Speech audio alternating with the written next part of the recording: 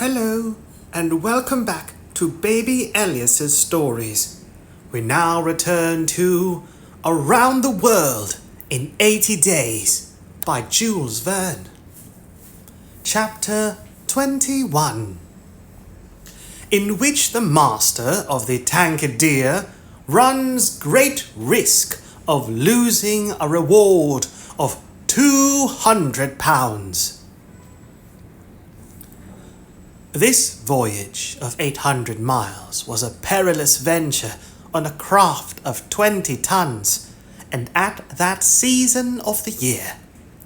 The Chinese seas are usually boisterous, subject to terrible gales of wind, and especially during the equinoxes, and it was now early November. Equinoxes. Equinox, the time or date, twice each year, at which the sun crosses the celestial equator, when day and night are of approximately equal length, about September 22 and March 20. It would clearly have been to the master's advantage to carry his passengers to Yokohama, since he was paid a certain sum per day. But he would have been rash to attempt such a voyage, and it was imprudent even to attempt to reach Shanghai. But John Bunsby believed in the Tankadere, which rode on the waves like a seagull, and perhaps he was not wrong. Late in the day they passed through the capricious channels of Hong Kong, and the Tankadere, impelled by favourable winds, conducted herself admirably. "I do not need, pilot," said Phileas Fogg, when they got into the open sea, "to advise you to use all possible speed." "Trust me, your honour. We are carrying all the sail the wind will let us. The poles would add nothing, and are only used when we are going into port." "It's your trade, not mine, pilot, and I confide in you." Phileas Fogg, with body erect and legs wide apart, standing like a sailor, gazed without staggering at the swelling waters. The young woman, who was seated aft, was profoundly affected as she looked out upon the ocean, darkening now with the twilight, on which she had ventured in so frail a vessel. Above her head rustled the white sails, which seemed like great white wings. The boat, carried forward by the wind, seemed to be flying in the air. Night came. The moon was entering her first quarter, and her insufficient light would soon die out in the mist on the horizon. Clouds were rising from the east and already overcast a part of the heavens. The pilot had hung out his lights, which was very necessary in these seas crowded with vessels bound landward, for collisions are not uncommon occurrences, and at the speed she was going, the least shock would shatter the gallant little craft. Fix, seated in the bow, gave himself up to meditation. He kept apart from his fellow travellers, knowing Mr. Fogg's taciturn tastes. Besides, he did not quite like to talk to the man whose favours he had accepted. He was thinking, too, of the future. It seemed certain that Fogg would not stop at Yokohama, but would at once take the boat for San Francisco, and the vast extent of America would ensure him impunity and safety. Fogg's plan appeared to him the simplest in the world. Instead of sailing directly from England to the United States, like a common villain, he had traversed 3/4 of the globe, so as to gain the American continent more surely, and there, after throwing the police off his track, he would quietly enjoy himself with the fortune stolen from the bank. But once in the United States, what should he, Fix, do? Should he abandon this man? No, 100 times no. Until he had secured his extradition, he would not lose sight of him for an hour. It was his duty, and he would fulfill it to the end. At all events, there was one thing to be thankful for. Passepartout was not with his master, and it was above all important, after the confidences Fix had imparted to him, that the servant should never have speech with his master. Phileas Fogg was also thinking of Passepartout, who had so strangely disappeared. Looking at the matter from every point of view, it did not seem to him impossible that, by some mistake, the man might have embarked on the Carnatic at the last moment, and this was also Aouda's opinion, who regretted very much the loss of the worthy fellow to whom she owed so much. They might then find him at Yokohama, for if the Carnatic was carrying him thither, it would be easy to ascertain if he had been on board. The brisk breeze arose about 10 o'clock, but though it might have been prudent to take in a reef, the pilot, after carefully examining the heavens, let the craft remain rigged as before. The Tankadere bore sail admirably, as she drew a great deal of water, and everything was prepared for high speed in case of a gale. Mr. Fogg and Aouda descended into the cabin at midnight, having been already preceded by Fix, who had lain down on one of the cots. The pilot and crew remained on deck all night. At sunrise the next day, which was 8th November, the boat had made more than 100 miles. The log indicated a mean speed of between 8 and 9 miles. The Tankadere still carried all sail and was accomplishing her greatest capacity of speed. If the wind held as it was, the chances would be in her favour. During the day she kept along the coast, where the currents were favourable. The coast, irregular in profile and visible sometimes across the clearings, was at most 5 miles distant. The sea was less boisterous, since the wind came off land, a fortunate circumstance for the boat, which would suffer, owing to its small tonnage, by a heavy surge on the sea. The breeze subsided a little towards noon and set in from the southwest. The pilot put up his poles, but took them down again within 2 hours, as the wind freshened up anew. Mr. Fogg and Aouda, happily unaffected by the roughness of the sea, ate with a good appetite, which he accepted with secret chagrin. To travel at this man's expense and live upon his provisions was not palatable to him. Still, he was obliged to eat, and so he ate. When the meal was over, he took Mr. Fogg apart and said, "Sir." This "sir" scorched his lips, and he had to control himself to avoid collaring this gentleman.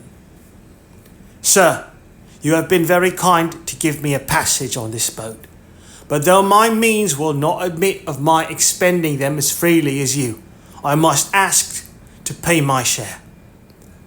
"Let us not speak of that, sir," replied Mr. Fogg. "But if I insist—" "No, sir," repeated Mr. Fogg, in a tone which did not admit of a reply. "This enters into my general expenses." Fix, as he bowed, had a stifled feeling, and going forward, where he ensconced himself. Ensconced,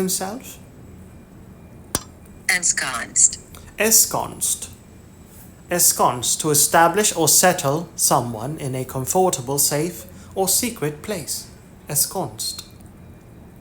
Fix, as he bowed, had a stifled feeling, and going forward, where he ensconced himself, did not open his mouth for the rest of the day. Meanwhile, they were progressing famously, and John Bunsby was in high hope. He several times assured Mr. Fogg that they would reach Shanghai in time, to which that gentleman responded that he counted upon it. The crew set to work in good earnest, inspired by the reward to be gained. There was not a sheet which was not tightened, not a sail which was not vigorously hoisted, not a lurch could be charged to the man at the helm. They worked as desperately as if they were contesting in a royal yacht regatta. By evening, the log showed that 220 miles had been accomplished from Hong Kong, and Mr. Fogg might hope that he would be able to reach Yokohama without recording any delay in his journal, in which case the many misadventures which had overtaken him since he left London would not seriously affect his journey. The Tankadere entered the Straits of Fokien,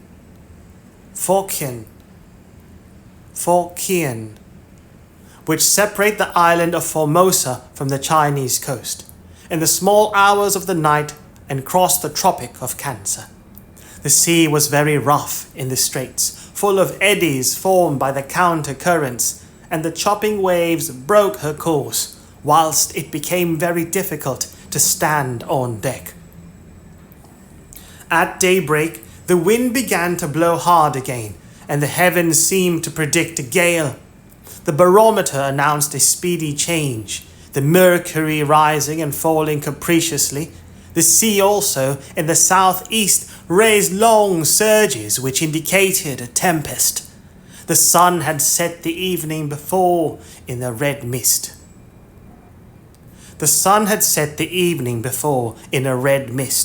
In the midst of the phosphorescent scintillations of the ocean.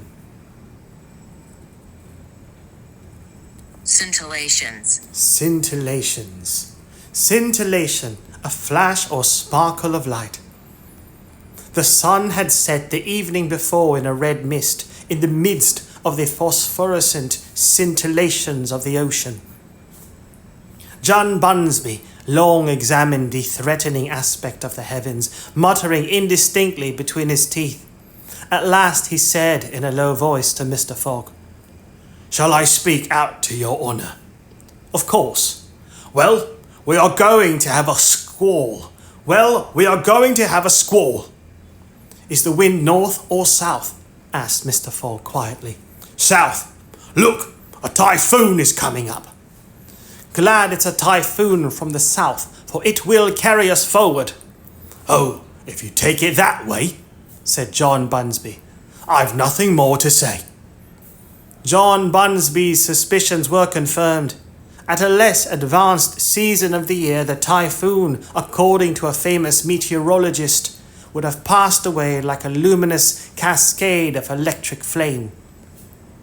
But in the winter equinox, it was to be feared that it would burst upon them with great violence. The pilot took his precautions in advance. He reefed all sail. The pole masts were dispensed with. All hands went forward to the bows.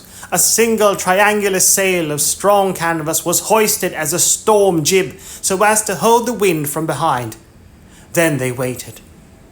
John Bunsby had requested his passengers to go below, but this imprisonment in so narrow a space with little air, and the boat bouncing in the gale, was far from pleasant.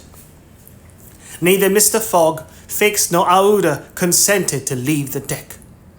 The storm of rain and wind descended upon them towards 8 o'clock. With but its bit of sail, the Tankadere was lifted like a feather by a wind, an idea of whose violence can scarcely be given. To compare her speed to 4 times that of a locomotive going on full steam would be below the truth. The boat scudded thus northward during the whole day, borne on by monstrous waves, preserving always, fortunately, a speed equal to theirs. 20 times she seemed almost to be submerged by these mountains of water which rose behind her, but the adroit management of the pilot saved her.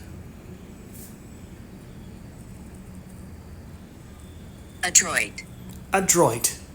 clever or skillful in using the hands or mind. Adroit. But the adroit management of the pilot saved her. The passengers were often bathed in spray, but they submitted to it philosophically. Fix cursed it, no doubt, but Oda, with her eyes fastened upon her protector, whose coolness amazed her, showed herself worthy of him, and bravery weathered the storm. As for Phileas Fogg, it seemed just as if the typhoon were a part of his program. Up to this time, the Tankadere had always held her course to the north, but towards evening the wind, veering 3/4, bore down from the northwest. The boat, now lying in the trough of the waves, shook and rolled terribly. The sea struck her with fearful violence. At night the tempest increased in violence. John Bunsby saw the approach of darkness and the rising of the storm with dark misgivings. He thought a while, and then asked his crew if it was not time to slacken speed. After a consultation, he approached Mr. Fogg and said, "I think, Your Honour, that we should do well to make for one of the ports on the coast." "I think so too." "Ah," said the pilot, "but which one?" "I know of but one," returned Mr. Fogg tranquilly, "and that is Shanghai." The pilot at first did not seem to comprehend. He could scarcely realize so much determination and tenacity. Then he cried, "Well, yes, Your Honour is right. To Shanghai!" So the Tankadere kept steadily on her northward track. The night was really terrible. It would be a miracle if the craft did not founder. Twice it could have been all over with her if the crew had not been constantly on the watch. Aouda was exhausted, but did not utter a complaint. More than once Mr. Fogg rushed to protect her from the violence of the waves. Day reappeared. The tempest still raged with undiminished fury.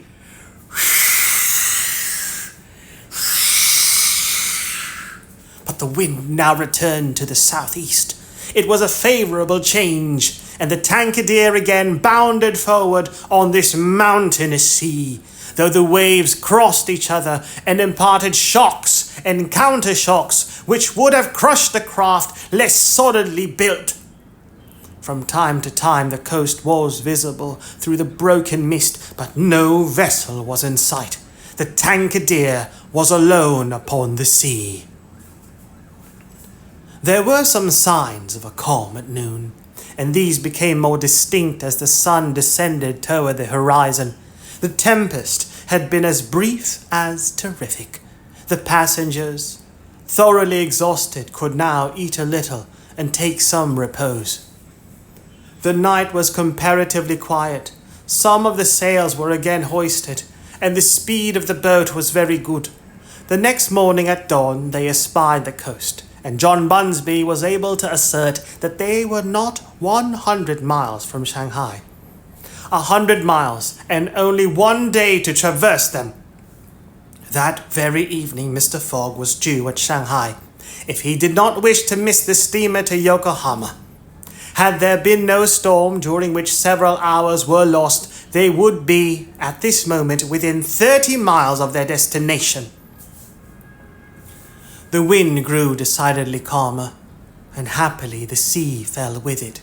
All sails were now hoisted, and at noon the Tankadere was within 45 miles of Shanghai. There remained yet 6 hours in which to accomplish that distance. All on board feared that it could not be done, and everyone, Phileas Fogg no doubt excepted, felt his heart beat with impatience. The boat must keep up an average of 9 miles an hour, and the wind was becoming calmer every moment. It was a capricious breeze coming from the coast, and after it passed the sea became smooth. Still, the Tankadere was so light, and her fine sails caught the fickle zephyrs so well, that, with the aid of the currents, John Bunsby found himself at 6 o'clock, not more than 10 miles from the mouth of Shanghai River. Zephyr, a soft, gentle breeze. Still the Tankadere was so light, and her fine sails caught the fickle zephyrs so well, that with the aid of the currents, John Bunsby found himself at 6 o'clock, not more than 10 miles from the mouth of Shanghai River. Shanghai itself is situated at least 12 miles up the stream. At 7 they were still 3 miles from Shanghai. The pilot swore an angry oath. The reward of £200 was evidently on the point of escaping him. He looked at Mr. Fogg. Mr. Fogg was perfectly tranquil, and yet his whole fortune was at this moment at stake. At this moment, also, a long black funnel, crowned with wreaths of smoke, appeared on the edge of the waters. It was the American steamer, leaving for Yokohama at the appointed time. "Confound her!" cried John Bunsby, pushing back the rudder with a desperate jerk. "Signal her," said Phileas Fogg quietly.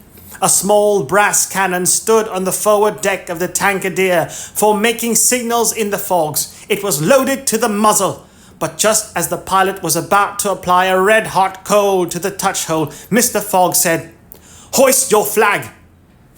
The flag was run up at half-mast, and this being the signal of distress, it was hoped that the American steamer, perceiving it, would change her course a little, so as to succour the pilot boat. Succour.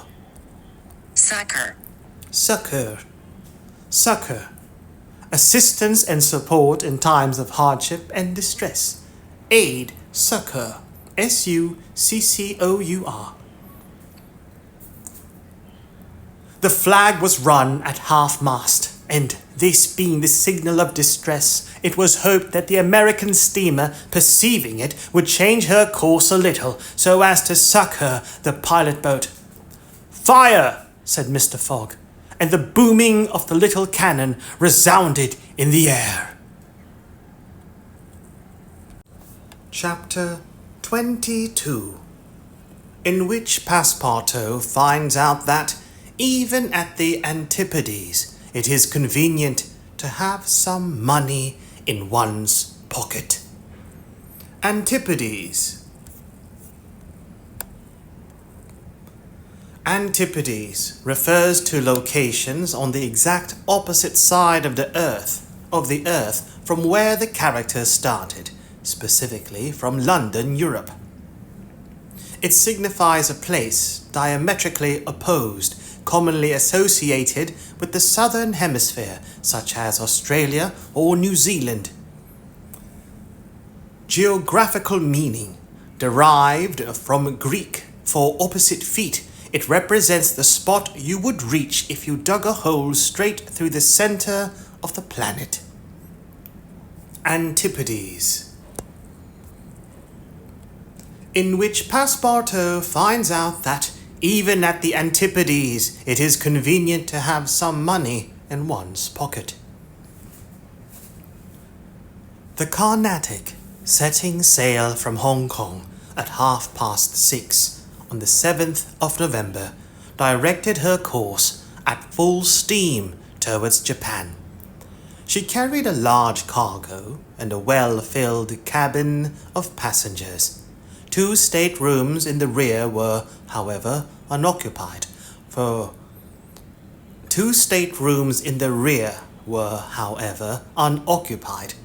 those which had been engaged by Phileas Fogg. The next day a passenger with a half-stupefied eye, staggering gait and disordered hair was seen to emerge from the second cabin and to totter to a seat on deck. It was Passepartout, and what had happened to him was as follows. Shortly after Fix left the opium den, 2 waiters had lifted the unconscious Passepartout and had carried him to the bed reserved for the smokers. 3 hours later, Pursued even in his dreams by a fixed idea, the poor fellow awoke and struggled against the stupefying influence of the narcotic. The poor fellow awoke and struggled against the stupefying influence of the narcotic. The thought of a duty unfulfilled shook off his torpor.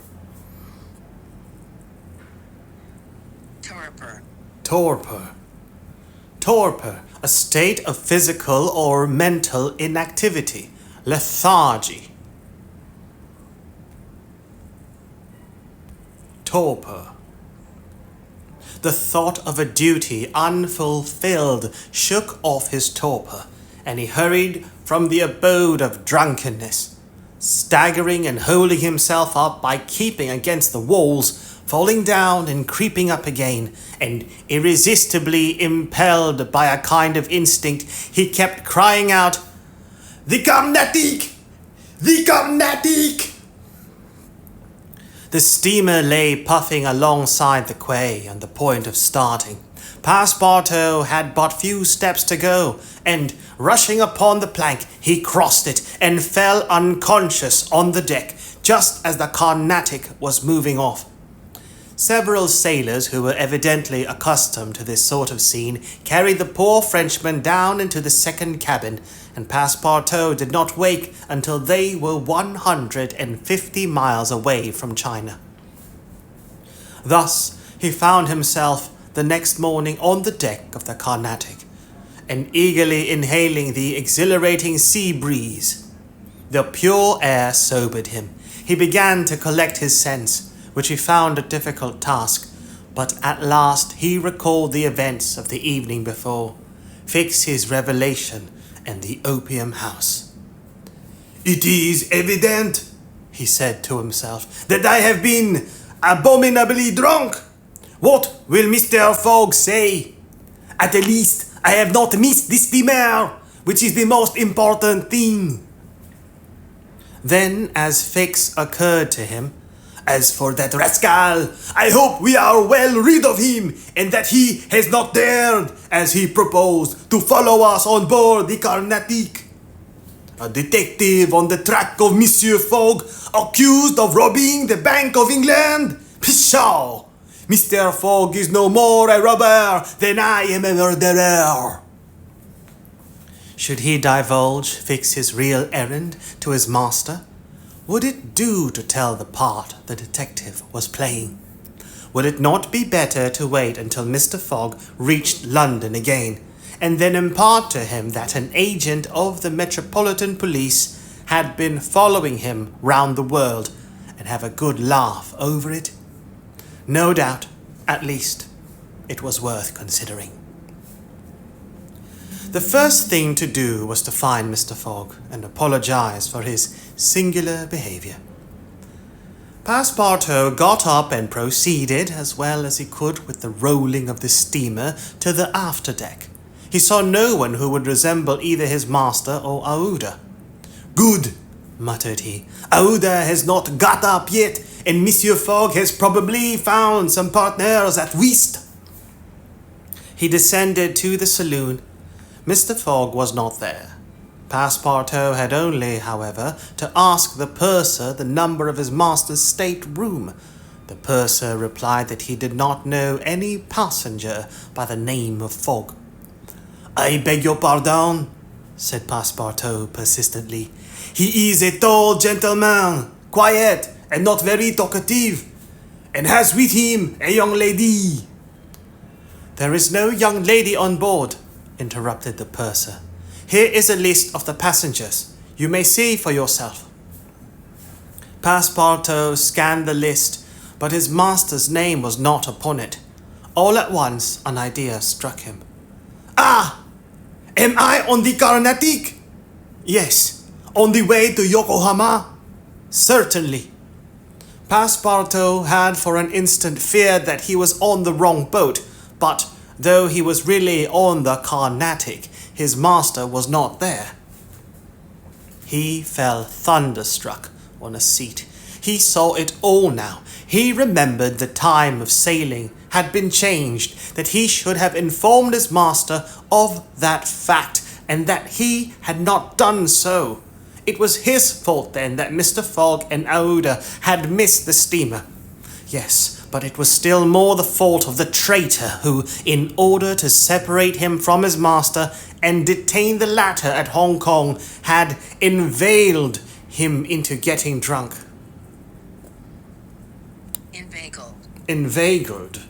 Inveigle. Persuade someone to do something by means of deception or flattery. Cajole. Inveigle. Yes, but it was still more the fault of the traitor who, in order to separate him from his master and detain the latter at Hong Kong, had inveigled him into getting drunk. He now saw the detective's trick, and at this moment Mr. Fogg was certainly ruined. His bet was lost, and he himself perhaps arrested and imprisoned. At this thought, Passepartout tore his hair. Ah, if Fix ever came within his reach, what a settling of accounts there would be! After his first depression, Passepartout became calmer and began to study his situation. It was certainly not an enviable one. He found himself on the way to Japan, and what should he do when he got there? His pocket was empty. He had not a solitary shilling, not so much as a penny. His passage had fortunately been paid for in advance, and he had 5 or 6 days in which to decide upon his future course. He fell to at meals with an appetite, and ate for Mr. Fogg, Aouda, and himself. He helped himself as generously as if Japan were a desert, where nothing to eat was to be looked for. At dawn on the 13th, the Carnatic entered the port of Yokohama. This is an important port of call in the Pacific, where all the mail steamers and those carrying travelers between North America, China, Japan, and the Oriental Islands put in. It is situated in the Bay of Yedo, and at but a short distance from that second capital of the Japanese Empire, and the residence of the Tycoon, the civil emperor, before the Mikado, the spiritual emperor, absorbed his office in his own. The Carnatic anchored at the quay near the custom house, in the midst of a crowd of ships bearing the flags of all nations. Passepartout went timidly ashore on this so curious territory of the Sons of the Sun. He had nothing better to do than, taking chance for his guide, to wander aimlessly through the streets of Yokohama. He found himself at first in a thoroughly European quarter, the houses having low fronts and being adorned with verandas, beneath which he caught glimpses of neat peristyles. Peristyle, a row of columns surrounding a space within a building such as a court or internal garden or edging a veranda or porch. Peristyle. This quarter occupied with its streets, squares, docks, and warehouses all the space between the promontory of the treaty and the river. Here, as at Hong Kong and Calcutta, were mixed crowds of all races, Americans and English, Chinamen and Dutchmen, mostly merchants, ready to buy or sell anything. The Frenchman felt himself as much alone among them as if he had dropped down in the midst of Hottentots.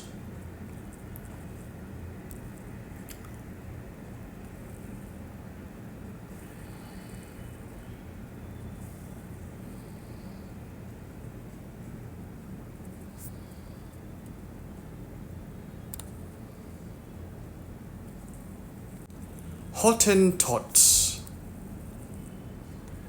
Hottentot is an historical, used, now offensive European term for the khoi, or khoi hoi. The khoi, a member of a group of indigenous peoples of South Africa and Namibia, traditionally nomadic hunter-gatherers, including the Nama people and the ancestors of the Griquas. Hottentot is an historically used, now offensive European term for the Khoikhoi, who are indigenous pastoralists in South Africa.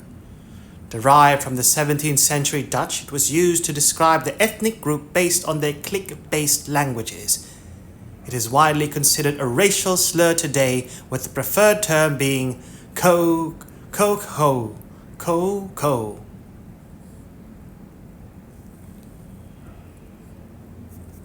Hottentot. The Frenchman felt himself as much alone among them as if he had dropped down in the midst of Hottentots. He had at least one resource to call on the French and English consuls at Yokohama for assistance. But he shrank from telling the story of his adventures, intimately connected as it was with that of his master, and before doing so he determined to exhaust all other means of aid. As chance did not favor him in the European quarter, he penetrated that inhabited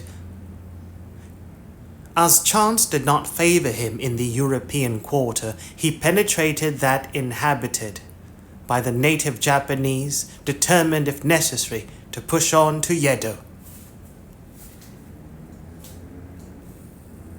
The Japanese quarter of Yokohama is called Benten, after the goddess of the sea, who is worshipped on the islands round about.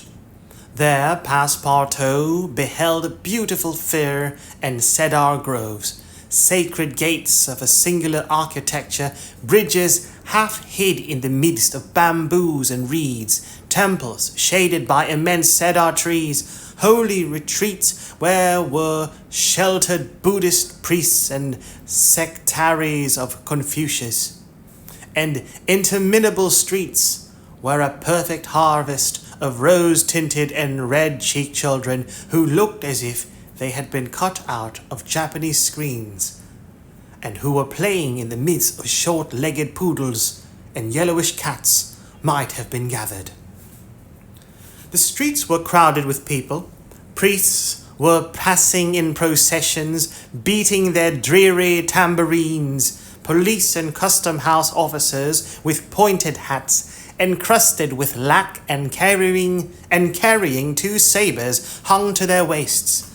Soldiers clad in blue, cotton with white stripes and bearing guns, the Mikado's guards, enveloped in silken doubles, hauberks and coats of mail, and numbers of military folk of all ranks, for the military profession is as much respected in Japan as it is despised in China, went hither and thither in groups and pairs. Passepartout saw 2 begging friars, long-robed pilgrims and simple civilians with their wrapped and jet-black hair, big heads, long busts, slender legs, short stature, and complexions varying from copper color to a dead white, but never yellow like the Chinese, from whom the Japanese widely differ. He did not fail to observe the curious equipages, carriages and palanquins, barrows supplied with sails and litters made of bamboo, nor the women, whom he thought not especially handsome, who took little steps with their little feet, whereon they wore canvas shoes, straw sandals, and clogs of worked wood, and who displayed tight-looking eyes, flat chests, teeth fashionably blackened, and gowns crossed with silken scarves, tied in an enormous knot behind an ornament which the modern Parisian ladies seem to have borrowed from the dames of Japan. Passepartout wandered for several hours in the midst of this motley crowd, looking in at the windows of the rich and curious shops, the jewelry establishments glittering with quaint Japanese ornaments, the restaurants decked with streamers and banners, the tea houses where the odorous beverage was being drunk with sake, a liquor concocted from the fermentation of rice, and the comfortable smoking houses where they were puffing not opium, which is almost unknown in Japan, but a very fine, stringy tobacco. He went on till he found himself in the fields, in the midst of vast rice plantations.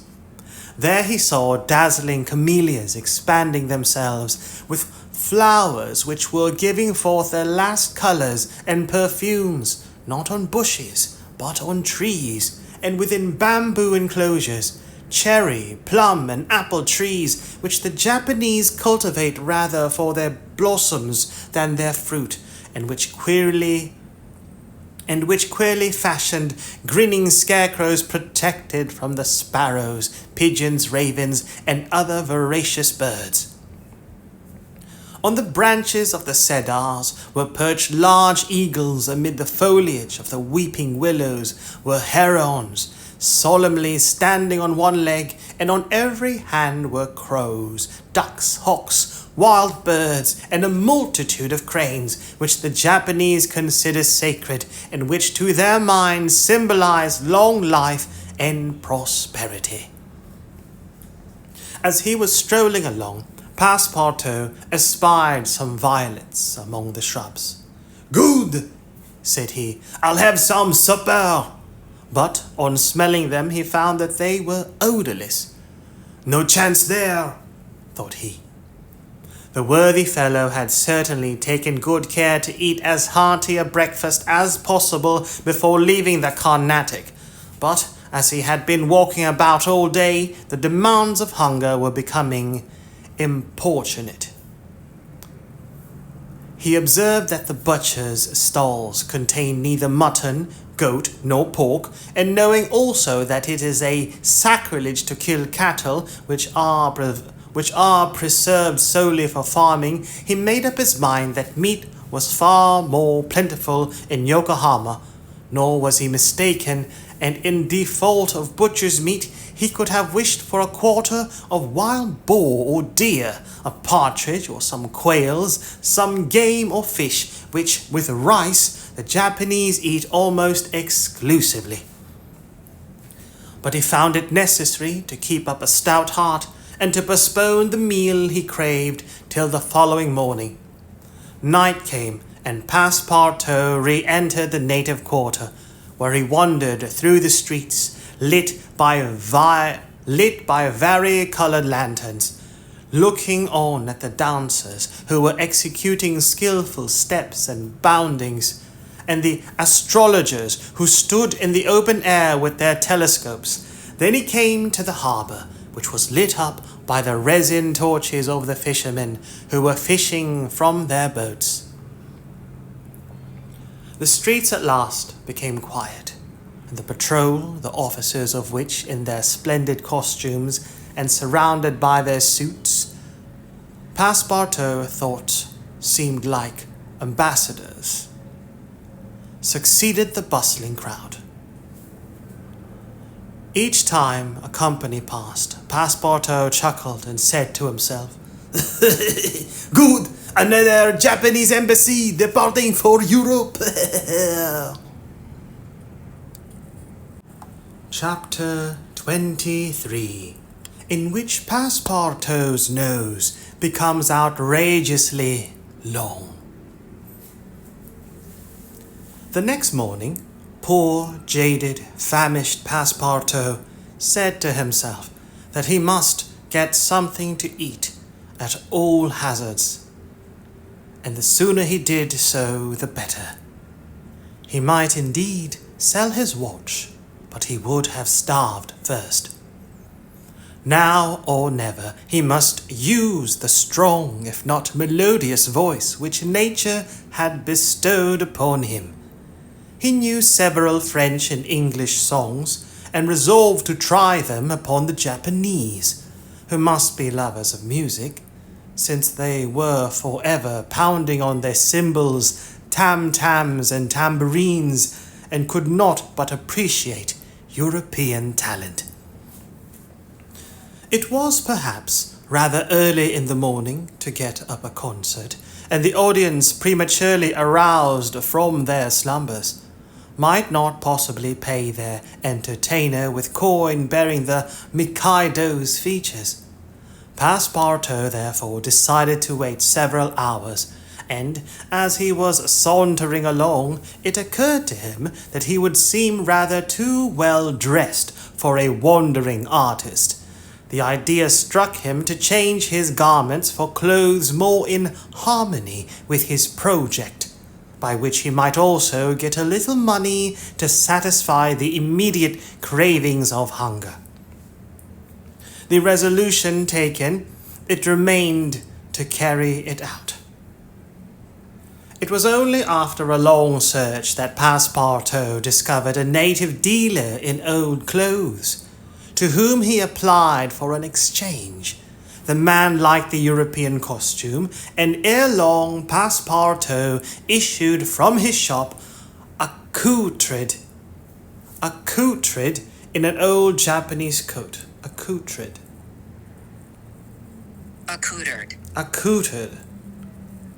Accouter, clothe or equip in something noticeable or impressive. Accouter.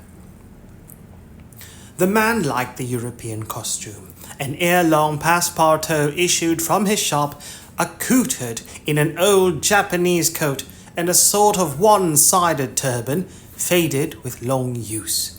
A few small pieces of silver, moreover, jingled in his pocket. "Good," thought he, "I will imagine I am at the carnival." His first care, after being thus Japanesed, was to enter a tea-house of modest appearance, and, upon half a bird and a little rice, to breakfast like a man for whom dinner was as yet a problem to be solved. "Now," thought he, when he had eaten heartily, "I mustn't lose my head. I can sell this costume again for one still more Japanese.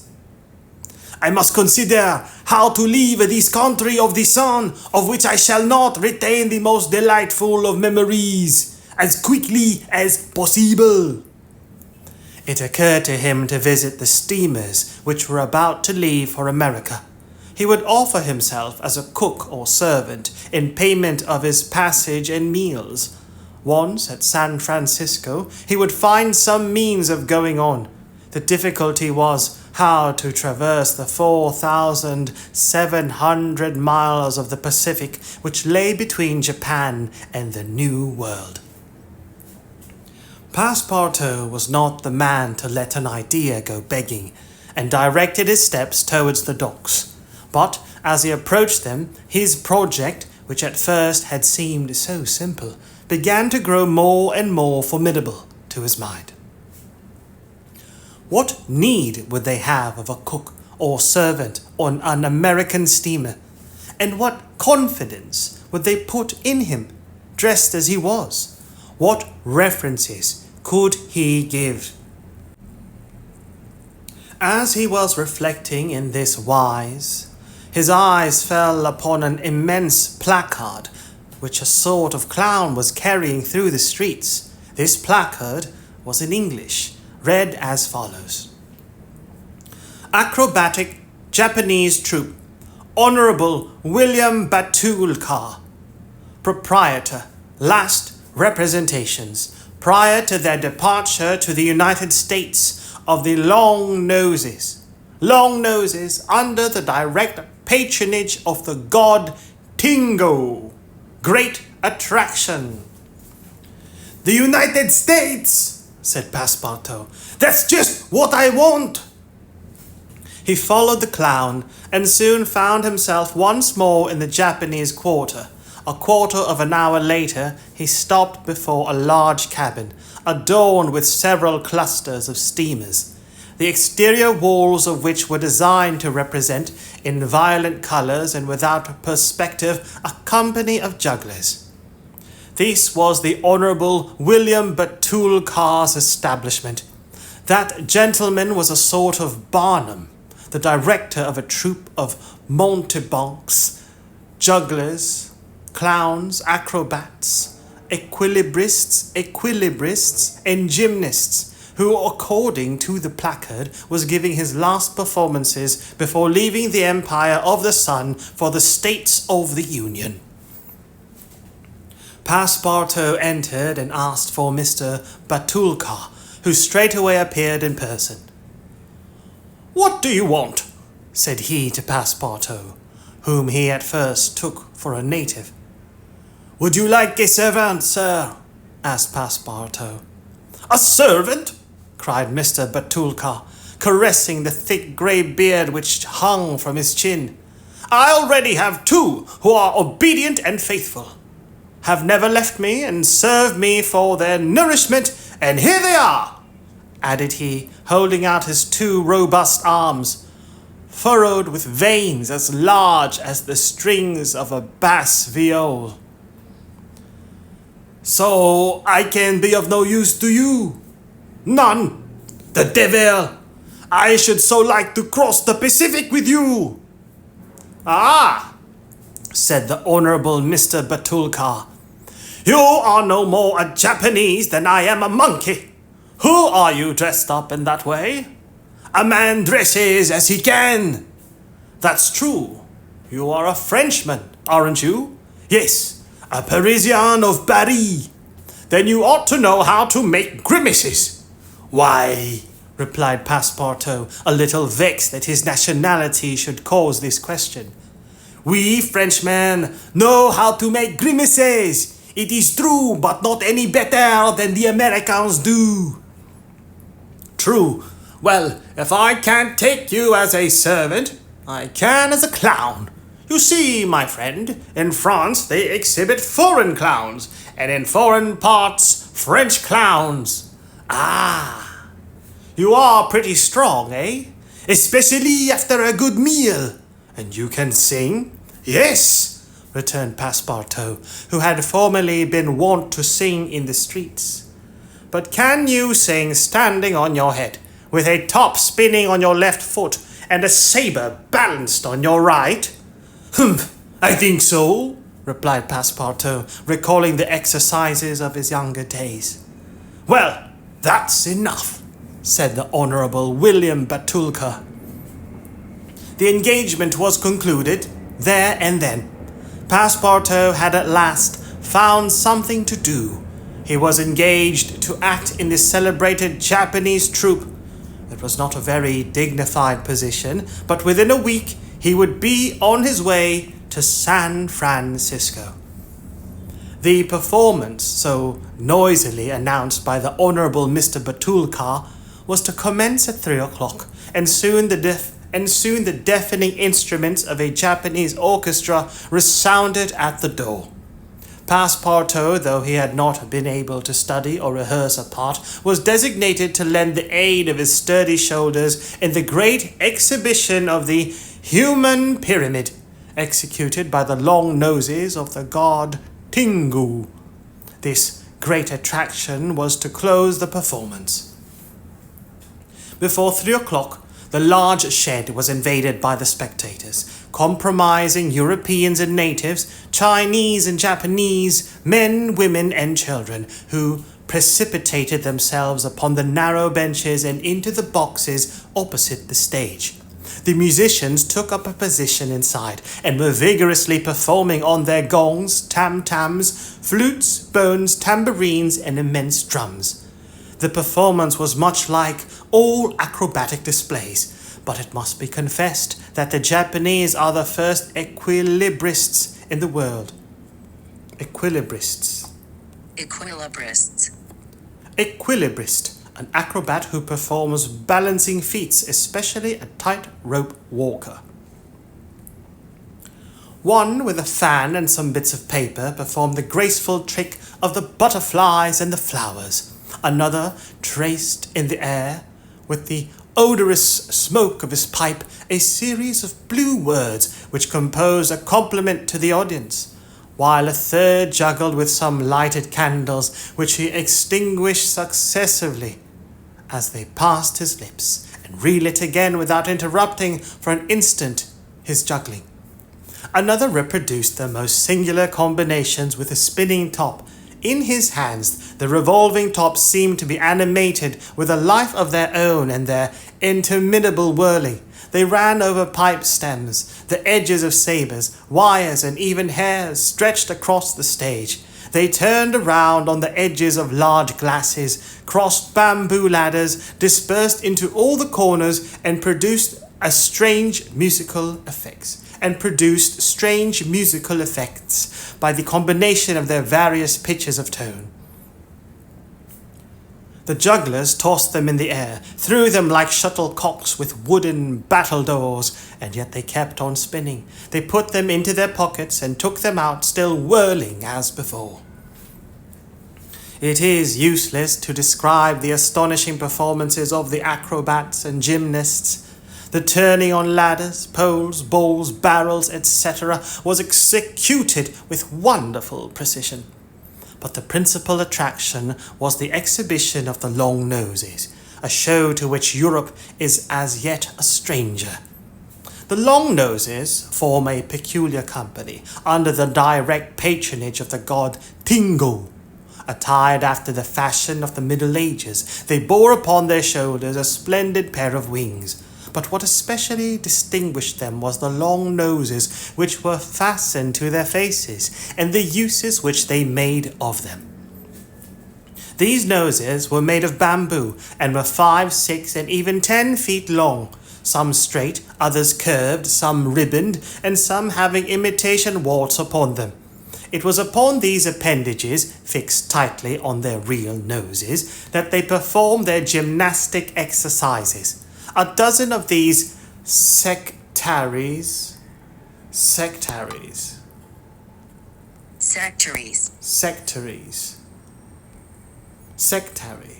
a person who is attached to or identifies with a particular religious or political group, especially to an excessive degree, sectary.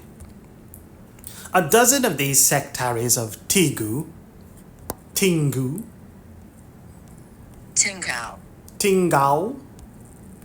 a dozen of these sectaries of Tingau lay flat upon their backs, while others, dressed to represent lightning rods, came and frolicked on their noses, jumping from one to another, and performing the most skilful leapings and somersaults.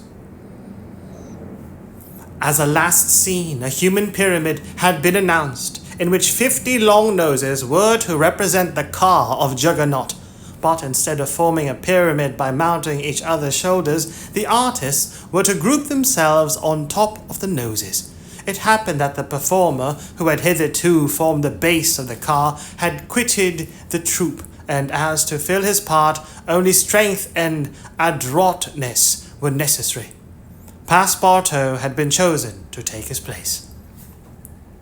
The poor fellow really felt sad when, melancholy reminiscence of his youth, he donned his costume, adorned with vari-coloured wings and fastened to his natural feature a false nose 6 feet long. But he cheered up when he thought that this nose was winning him something to eat. He went upon the stage and took his place beside the rest, who were to compose the base of the car of Juggernaut.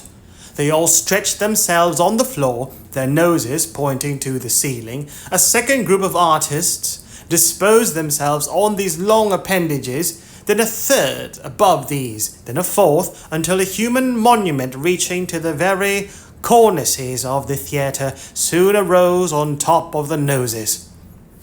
This elicited a loud applause, in the midst of which the orchestra was just striking up a deafening air when the pyramid tottered. The balance was lost. One of the lower noses vanished from the pyramid, and the human monument was shattered like a castle built of cards. It was Passepartout's fault. Abandoning his position, clearing the footlights without the aid of his wings, and clambering up to the right-hand gallery, he fell at the feet of one of the spectators, crying, "Ah, my master! My master!" "You? Here? Myself? Very well. Let us go to the steamer, young man." Mr. Fogg, Aouda and Passepartout passed through the lobby of the theatre to the outside, where they encountered the Honourable Mr. Batulcar, furious with rage. He demanded damages for the breakage of the pyramid, and Phileas Fogg appeased him by giving him a handful of banknotes. At 6:30, the very hour of departure, Mr. Fogg and Aouda, followed by Passepartout, who in his hurry had retained his wings and nose 6 feet long, stepped upon the American steamer.